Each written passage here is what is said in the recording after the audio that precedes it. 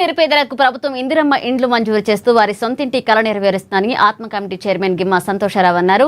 ఇక ఆయన బోరజ్ మండలం మాండగడ గ్రామంలో సర్పంచ్ రవీందర్, ఉప సర్పంచ్ వెంకటరెడ్డి కాంగ్రెస్ శ్రేణులతో కలిసి ఇందిరమ్మ లబ్ధరులు అక్కునూరు లావణ్య దేవన్నల గృహప్రవేశంలో పాల్గొన్నారు. రిబ్బన్ కట్ చేసి గృహప్రవేశం చేయించారు. దంపతులకు కంది శ్రీనివాసారెడ్డి తరపున నూతన వస్త్రాలు బహకరించారు. అసెంబ్లీ ఇన్ఛార్జ్ కంది శ్రీనివాసారెడ్డి నేతృత్వంలో గ్రామంలో మరిన్ని ఇందిరమ్మ ఇండ్లు వచ్చేలాగా కృషి చేస్తారని తెలిపారు.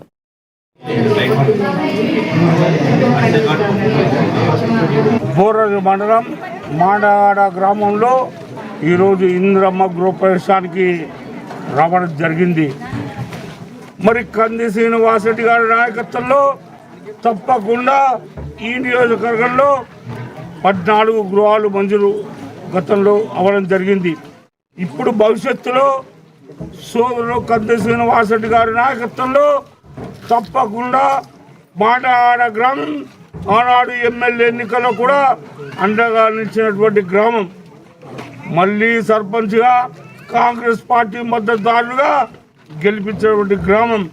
తప్పకుండా కంది శ్రీనివాసరెడ్డి గారి నాయకత్వంలో ఈ గ్రామానికి పెద్దపీట వేసి పేదలకు ప్రతి ఒక్క పేదవాడికి ఇందిరమ్మ గృహం అందే విధంగా నేను ఒక ఆత్మ కమిటీ చైర్మన్గా నేను శ్రీనివాసరెడ్డి గారికి ఈ గ్రామ కాంగ్రెస్ నాయకుల విజ్ఞప్తి మేరకు నేను కూడా సిఫార్సు చేయడం జరుగుతుంది. తప్పకుండా వచ్చేసారి ఈ మే నెలలో కోట వచ్చే విధంగా 25-30 గృహాలకు నేను కూడా సిఫార్సు చేస్తానని చెప్పి మీకు హామీ ఇస్తా ఉన్నాను మా గ్రామ ప్రజలకు.